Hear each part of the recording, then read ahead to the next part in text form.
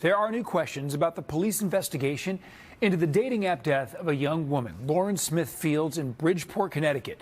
Investigative reporter Sarah Wallace delves into that mystery. They wanted us to forget about our daughter, their sister, our loved one. They thought they was gonna just throw her away like she was garbage. Amid this family's anguish are emotions of outrage and disgust at how the Bridgeport Police Department has investigated the mysterious death of 23-year-old Lauren Smith-Feilds. It was careless. It was no concern. There was no care for the family about how we felt, our grief, our pain, none of that. The I-team obtained this police report of the response to a 911 call from Lauren's apartment on the morning of December 12th from a white male identified as Matthew LaFountain. The investigator notes he was trembling and visibly shaken. LaFountain said they met on the dating site Bumble, began drinking shots of tequila, and Lauren became ill. That later they played some games, ate some food, and started to watch a movie. He says he carried her to her bedroom and laid her in her bed. He then laid down next to her and fell asleep. He woke up again at approximately 0630 hours, and she was laying on her right side. Blood was coming out of her right nostril onto the bed, and she was not breathing. The whole day goes by. No police reach out to the family at all. Her close-knit family says they went to the apartment the next day after frantically calling and texting Lauren and were referred to a Detective Cronin. They didn't even contact us. They didn't let us know anything. It's like crazy. And I'm asking what's going on. He said she met some guy on Bumble. And I'm asking him about the guy. He was like, oh, he sounds like a really nice guy. He sounds like a really good guy. And he was like, I'll call you back, and just hung up in my face. They say the detective promised to come by the apartment. never showed up. The family says the relationship with police devolved from there. No contact from December 13th until December 29th.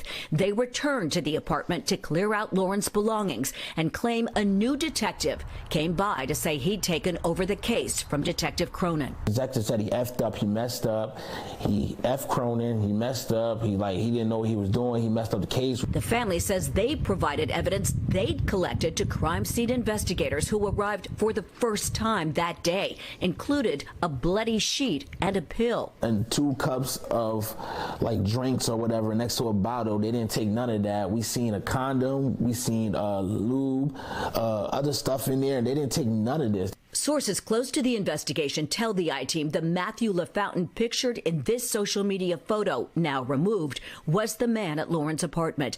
A neighbor at his listed address in Milford confirmed LaFountain's identity, but we were unable to reach the 37-year-old who has not been accused of any wrongdoing.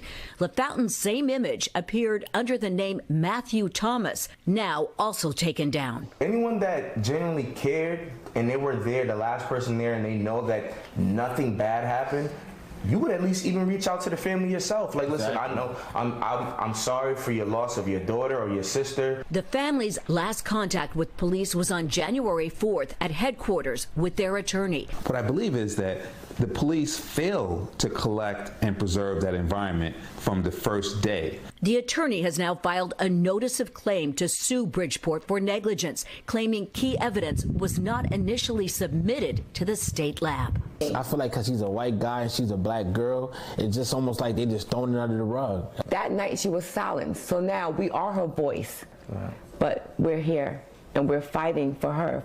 The Bridgeport Police Department did not respond to repeated messages we left about the case, but in previous statements, they've said the investigation is open and active, and that detectives are waiting for a final report from the medical examiner on the cause and manner of death. Sarah Wallace, News 4 New York. Also, we just received a statement from the dating site Bumble that Sarah mentioned. A spokesperson says, "We are deeply saddened by news of Lauren Smith-Feilds' death and have reached out directly to the family to offer support. We have been in contact with law enforcement, but they have not yet requested any information."